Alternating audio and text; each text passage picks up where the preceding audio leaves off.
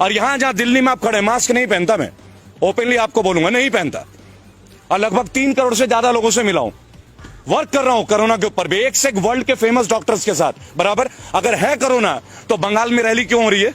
अगर था कोरोना तो बिहार में रैली क्यों हो रही है? और अगर अब भी कोरोना है तो तमिलनाडु में क्यों हो रहा है? तब इनके नहीं, अमित शाह जी मास्क पहनते हैं क्या? अंजना सिंह पहनती है क्या आज तक में? ये रूल हम जैसे सिविलियंस के लिए 2000 रुपए का चालान गाल पे चाटा नहीं लगता?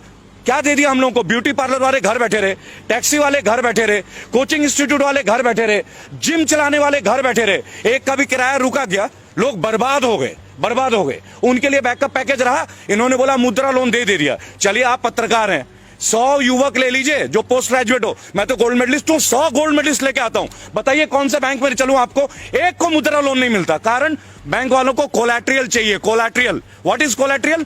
कि लोन तब देंगे जब आपके पास बैकअप रहेगा, जबकि गवर्नमेंट ये कहती है ये उन यूथ के लिए ये परियोजना है जिनके पास कुछ नहीं, अच्छी विचारधारा, हम एक प्रोजेक्ट उनको देंगे। Where is that project?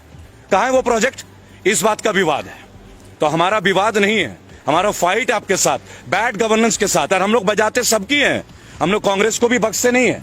मैं आपको बता दूं, अगर राहुल गांधी में ही दम होता, उनमें ही क्वालिटी होती, तो हमें इनको थोड़ी झेलना पड़ता, अच्छे दिन का जुमला थोड़ी सहना होता। उन्होंने भी वही किया, इन्होंने भी यही किया। और आज अगर कुछ कोई अच्छा कर रहा है, अगर मैं अभी बोल दूं राहुल गांधी अच्छा है तो कांग्रेस का चमचा, अगर मैं अभी बोल दूं केजरीवाल बिजली दे रहा है तो उसका दल्ला, यही तो इनके पास रह गया। केवल आईटी की वॉर है हम लोगों के साथ, आईटी। और अब जो आपने बोला ना सोशल मीडिया, क्या हो जाएगा सोशल मीडिया में? रोक दोगे तो क्या होगा? बोलना बंद कर देंगे। अरे जिस रोड पे खड़े होंगे ना, वहां हजारों लोग खड़े होंगे। जुबान भी बंद कर दोगे क्या? जुबान बंद कर दोगे?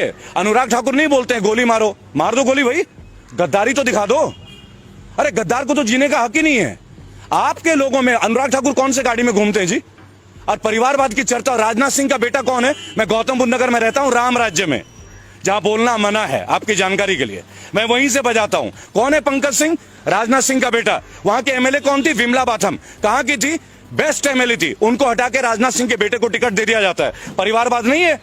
तब मुलायम सिंह याद आता है आपको, तब लालू याद आता है। Rules has to be made not biased for all, one for all for one.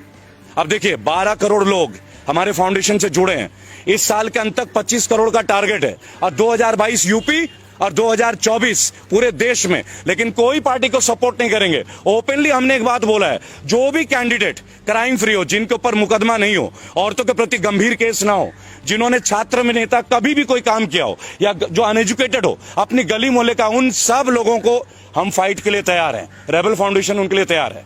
97 cases लड़ रहा हूं, विनिंग रेट 100% है। आज तक हारे नहीं है जिस केस को उठाया है लीगली। अब ये चौथा केस है। अब देखिए इनको आरटीआई से ही हराएंगे, आज चौड़े में हराएंगे, इनको जवाब तो देना पड़े। आज किसान आंदोलन में 200 से ज्यादा लोगों ने शहादत दी है, 200 से ज्यादा लोगों ने। उनके लिए किसी को समय नहीं मिल रहा है, लेकिन राष्ट्रपति महोदय को इस कोरोना काल में एक स्टेडियम का अनावरण करने का समय मिल रहा है। और आप वो दौर देखिएगा किस तरीके का, मास्क पहन के लोग जा रहे हैं, स्टेडियम का नाम रखा जा रहा है, अंबानी कॉर्नर भी है, अडानी एंड भी है, ये भी आपको बता देना चाहूंगा। एक सवाल लोगों के मन में केवल ये रह गया, 23 तारीख को मैं कलकत्ता था, मुझे पता चला कि माननीय मोदी जी भी कलकत्ता पहुंच रहे हैं, तो मैं शहीद मीनार में था, मेरी वहां कॉन्फ्रेंस थी, और नेताजी सुभाष सेना के लोगों ने मुझे इन्वाइट किया था। उन्होंने जाके नेताजी सुभाष चंद्र बोस के बारे में कितनी ही बातें करी। 23 जनवरी, उन्हें जब भी किसी राज्य के कोई नेता की याद आती है ना, वो तुरंत फ्लाइट लेके पहुंच जाते हैं। अगर उनके दिल में सच में ये भक्ति होती है नेताजी सुभाष चंद्र बोस के लिए, या चंद्रशेखर आजाद के लिए, या प्रफुल्ल चाकी के लिए, या अशफाक उल्लाह खान के लिए, किसी भी हमारे शहीद आजम भगत सिंह के लिए, तो क्या ये स्टेडियम उनके नाम में नहीं करना चाहिए था? अगर वो ये करते तो हमें ये लगता कि नहीं, ये राजनीतिज्ञ नहीं है, ये नेशनल लीडर है। नेशनल लीडर, केवल प्राइम मिनिस्टर नहीं है। हमने मोदी जी को as a prime minister selection नहीं किया था, हमने उनको सिलेक्शन किया था एज अ नेशनल लीडर, कि एक साधारण व्यक्ति भी बिना खानदानी पॉलिटिक्स का, बिना पैसेपति, बिना पूंजीपति परिवार के, क्योंकि वो खुद को चाय वाले बताते हैं, राइट, तो वो प्रधानमंत्री बन सकते हैं। क्या फर्क रहा जब 2010 से पहले मायावती जी ने दलित प्रेरणा स्थल में अपना स्टैचू लगाया था, अपनी प्रतिमा लगाई थी, उन्होंने लोगों से आह्वान किया था कि मुझे पूजो, मुझे पूजो, ये कहा था। लेकिन तब यही लोग थे जो विरोध करते थे। आज इनको क्या हो गया भाई? आज अब अपना नाम की पूजा नहीं करा रहे हैं क्या? इस वक्त उनकी उतनी उम्र हो गई है, अब बहुत जल्दी आप ये भी देखेंगे कि भारत रत्न आपको ना मिल जाए, क्योंकि जिस देश में मौजूदा प्रधानमंत्री के नाम पे स्टेडियम होता है, और उसका अनावरण मौजूदा राष्ट्रपति करते हैं, तो कहीं ना कहीं सबको टेंशन होती है। महंगाई पे देखिए, देश के असली मुद्दे इस वक्त स्टेडियम नहीं है। देश का असली मुद्दा अगर आप देखना चाहें, कोई भी नेशनल मीडिया जो हमारी बेसिक मुद्दे उन पे चर्चा नहीं कर रहा है। क्यों ना चर्चा करे महंगाई के ऊपर, क्यों ना चर्चा करे बेरोजगारी के ऊपर। ये वही जगह है जहां हमने प्रोटेस्ट किया था 14 तारीख को, और ये वही जगह है जब 22 तारीख को लाठियां भांजी गई एसएससी जीडी के बच्चों के लिए। क्या दोष है उनका? 50 लाख लोगों ने फॉर्म भरा, 50 लाख लोगों ने। 100 रुपए का फॉर्म था, अरबों रुपए कलेक्शन होते हैं। देश का सबसे बड़ा घोटाला है। कौन कहता है कि सरकार घोटाला नहीं करती? सबसे बड़ा घोटाला है फॉर्म घोटाला। अरबों रुपए कलेक्शन करते हैं आप टेस्ट के नाम पे, फॉर्म के नाम पे। और खुद नित्यानंद राय जो राज्यसभा के मंत्री है वो कहते हैं कि 1.25 लाख वैकेंसी है, तो 54,000 को क्यों ले रहे हो? जिन लोगों ने रिटर्न टेस्ट दे दिया, मेडिकल टेस्ट दे दिया, फिजिकल टेस्ट पास कर दिया और कोई टेस्ट बचा ही नहीं, इसके ऊपर कौन बात करेगा? क्या राष्ट्रपति महोदय को मैं ज्ञापन देने गया था, आपकी जानकारी के लिए 14 तारीख को राष्ट्रपति महोदय का मैंने ज्ञापन दिया है एसएससी जीडी के अभिभावकों के साथ, उनके बच्चों के साथ। मैं स्वयं था। प्रत्यक्ष प्रमाण को आवश्यकता नहीं कि आपको इस पुख्ता सबूत दें। क्यों नहीं उनके बारे में बात हो रही है? केवल एनडीटीवी को छोड़ के कोई क्यों नहीं दिखा रहा है, या यूट्यूबर्स को छोड़ के कोई क्यों नहीं दिखा रहा? और कल से ओटीटी और हमारे यूट्यूब के ऊपर भी पाबंदियां शुरू हो रही है। पता है ये सब क्यों हो रहा है? वो कहते हम कांग्रेस मिटा देंगे, वो कहते हम ये मिटा देंगे। अरे आपको मिटाने की क्या जरूरत है भाई? आप अपने काम को इतना अच्छा कर लो ना कि दूसरे भी आपको जुड़ जाएं। ये भी आपको समझना होगा। आपका काम सर्वश्रेष्ठ होना चाहिए। अगर आप दूसरों को खत्म करने में सर्वश्रेष्ठ हैं तो इसका मतलब आपको काम करने का आदत ही नहीं है। देखिए, ministry of finance, Anurag Thakur ji के इतने बड़े बड़े स्टेटमेंट थे। आज से 3 दिन पहले आप गूगल पे देखें, चाइना की कंपनीज को 50 प्रोजेक्ट को अब यस सिग्नल मिलने वाला है। ऑफिशियल है, मैं आपको कोई भी मनगढ़ंत बातें नहीं बताता। अब ये 50 जो प्रोजेक्ट है, परियोजना है, उधर गलवान घाटी में हमारा चल रहा है। पिछले 1 हफ्ते से आप देख रहे होंगे कि चाइना के अधिकारी निरंतर हमसे बात कर रहे हैं। क्यों बात कर रहे हैं भाई? हम क्यों बात कर रहे हैं उनके साथ? हम वास्तविक जो नियंत्रण रेखा है उसके ऊपर हमें बात करने की आवश्यकता क्या है? जो हमारा है वो तो हमारा है ना, इसके लिए हमें बात करने की क्या जरूरत है? अंतर्राष्ट्रीय लाइन ऑफ एक्चुअल कंट्रोल और लाइन ऑफ कंट्रोल ये आज से तो है नहीं, कोई आजादी के वक्त से है ना। ब्रिटिशर्स ने इस लाइन को खींचा था, तब हमने माना था। और उसके बाद आप बात कर रहे हैं, और फिर अभी बीच में आ रही है 3 दिन पहले कि चाइनीज कंपनी को 50 परियोजनाओं को ग्रीन सिग्नल मिलने वाला है। अनुराग ठाकुर का है जी ये, आप देख लीजिएगा, टाइम्स ऑफ इंडिया में देख लीजिए, ट्रिब्यून में देख लीजिए। मेरा केवल एक तात्पर्य है इन सब मुद्दों के दौरान कि देश में स्टेडियम का नामकरण हो रहा है मौजूदा प्रधानमंत्री के नाम पे, और उनका अनावरण कर रहे हैं मौजूदा राष्ट्रपति। वो राष्ट्रपति महोदय जिनको 200 लोगों की शहादत पे वक्त नहीं मिल रहा है, वो राष्ट्रपति महोदय जिनको मुरादनगर में एक, आप बोलते हैं ना कि हम प्राइवेटाइज का विरोध क्यों कर रहे हैं, आपको उदाहरण देंगे कि क्यों हम लोग उदाहरण दे रहे हैं कि आपको सरकारी संपत्ति आप क्यों बेच रहे हैं, उसके ऊपर उदाहरण है। आज से महज 1.5 महीने पहले मुरादनगर में एक परिवार का अंतिम दाह संस्कार था। आप सब यूट्यूबर्स आप परिचित होंगे इस समाचार से, और कई परिवार गए थे उनके अंतिम संस्कार के लिए। और 2 महीने पहले वो शवगृह बन के तैयार हुआ था, उसका जो भवन है, अचानक से छत गिर जाता है और 25 लोगों की अर्थी उठती है उसी शमशान घाट से। 2 महीने पहले कंस्ट्रक्शन, 1 लाख कॉन्ट्रैक्टर और 25 लोगों का जान खोना, और क्या मिलना? 2 लाख रुपए का मुआवजा। 2 लाख। जिस सरकार में सीना चौड़ा करके एक बीजेपी का कार्यकर्ता मिल जाए ना, मैं तो उनके बीच जाता हूं, उनसे एक बात पूछता हूं केवल, आप 5 लाख करोड़ की बात करते हैं कि जीएसटी में आपका कलेक्शन है, और हमारे देश के नागरिकों को 2 लाख रुपए का मुआवजा मृत्यु होने पे, वो भी जिसपे सरकारी रवैये के भुक्तभोगी हैं वो लोग, वो भुक्तभोगी हैं, तो इनके ऊपर कब बात होगी? कब बात होगी इनके ऊपर? इनको 2 लाख क्यों? देश तरक्की कर रहा है। आप ये कह रहे हैं कि देश तरक्की कर रहा है, राइट? अगर देश तरक्की कर रहा है तो देशवासियों से तरक्की होती है ना। देश का तरक्की क्या होता है? भारत की तरक्की क्या है? भारतीयों की तरक्की होती है, भारत की तरक्की। देखिए, मैं एक बात आपको बताना चाहूंगा कि ट्विटर का पर्पस क्या है? जेन्युइन इंफॉर्मेशन को लोगों तक पहुंचाना, अपनी फीलिंग्स को लोगों तक पहुंचाना। नेशनल मीडिया, जिसको अब हम लोग धीरे धीरे गोदी मीडिया के तौर पे जानने लगे हैं, कौन है ये नेशनल मीडिया? ये सारे सैटेलाइट चैनल। आप देखिए, रजत शर्मा जनता की अदालत करते थे। क्या रजत शर्मा ने कभी ये नहीं सोचा कि एक बार बाबा रामदेव से पूछे? ये वही बाबा रामदेव है जिन्होंने कहा था कि 30 रुपए में पेट्रोल मिलना चाहिए। ये वही बाबा रामदेव है जिन्होंने बोला था काला धन वापस आना चाहिए। देखिए, मोदी जी के हर चीज के खिलाफ नहीं है, कभी भी नहीं है, और व्यक्तिगत तौर पे तो उनके खिलाफ कभी भी नहीं। हम आज भी मोदी जी बोलते हैं, पूज्य नहीं बोलते, माननीय प्रधानमंत्री है।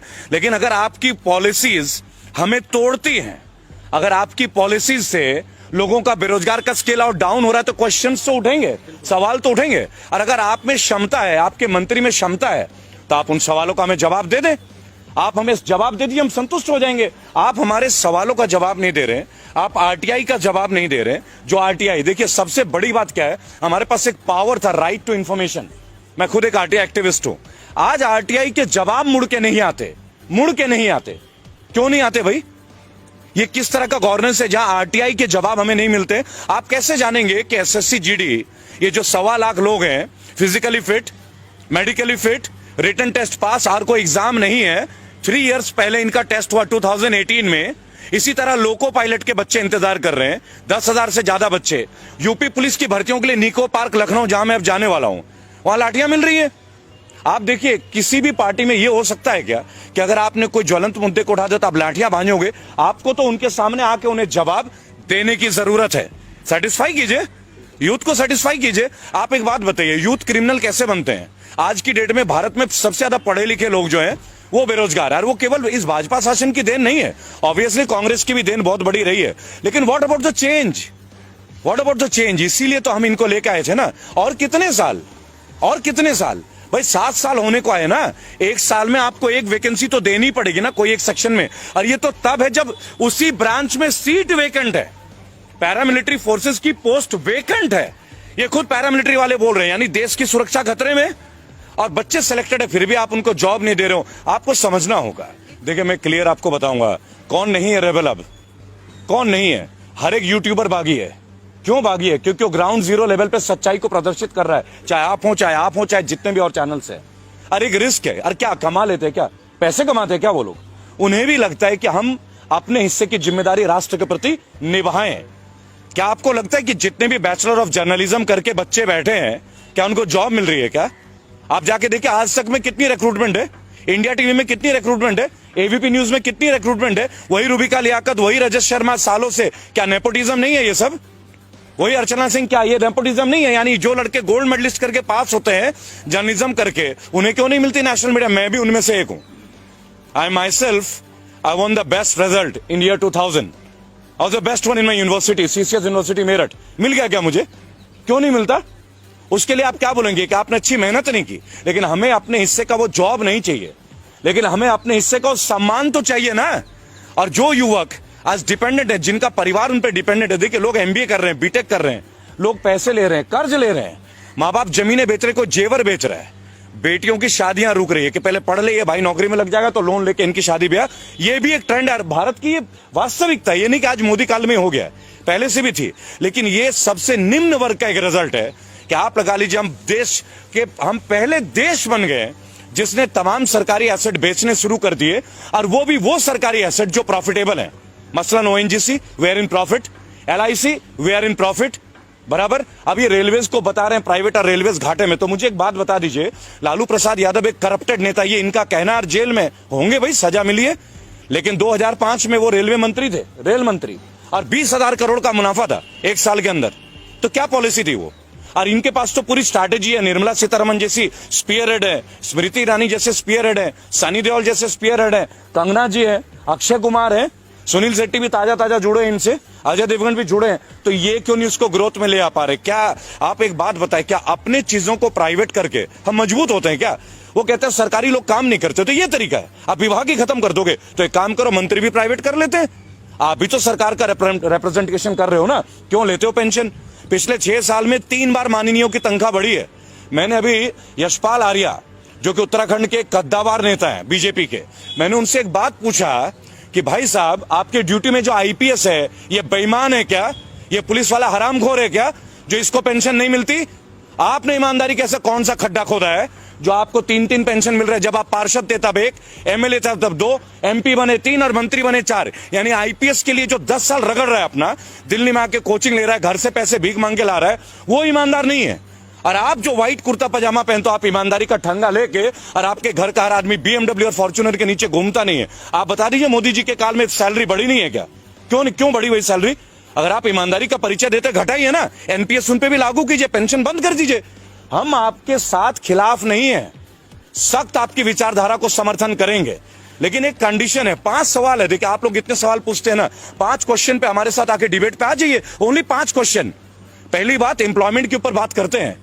फर्स्ट, एम्प्लॉयमेंट के ऊपर बात कर लेते हैं, केवल एम्प्लॉयमेंट। एम्प्लॉयमेंट पे आपने लास्ट 6.5 ईयर्स में जो आपके केंद्र शासित प्रदेश हैं, 15 साल रहे आप मध्य प्रदेश में, छत्तीसगढ़ रहे 10 साल से ऊपर, बराबर। स्टैट्स के साथ बात करूंगा, जुबानी बात नहीं करूंगा, पूरा स्टैट्स है। आरटीआई एक्टिविस्ट हूं, 27 बार की जेल की यात्रा है सर, और भक्त रहा हूं मोदी जी का, कड़ा भक्त। कई लोगों से लड़ाई लड़ी है, अब इसलिए हिम्मत मिली कि उनके सामने भी लड़ने की। आज जो बच्चे बैठे हैं 1.25 लाख और आए हुए हैं गुरुद्वारे में, उनको फेस कीजिए ना, उनको बताइए ना उनकी ज्वाइनिंग क्यों नहीं दे रहे हैं। Medical fit, physical fit, written test pass किया, कोई टेस्ट और बचा नहीं, तो जॉब क्यों नहीं दे रहे हैं? और आपके पास वैकेंसी है, क्यों नहीं दे रहे भाई उनको जॉब, बताइए। रेलवे के बच्चे बैठे हैं, लोको पायलट के 10,700, यूपी पुलिस के वर्दी का 2018 से इंतजार, 2015 के एसएससी के बच्चे, 2012 के बच्चे, कितने दिन आत्महत्या। आप लास्ट 3 महीने में 200 बच्चों ने आत्महत्या किया है। उनके मां बाप को दुख नहीं होता क्या? लोअर मिडिल क्लास फैमिली, कई ओवर एज हो गए, दोबारा गवर्नमेंट जॉब दे नहीं सकते हैं, सेलेक्टिविटी है। They have been selected, but they haven't got their jobs, and they won't get their jobs in this government. ये लड़ाई उनके लिए है, ये लड़ाई उनके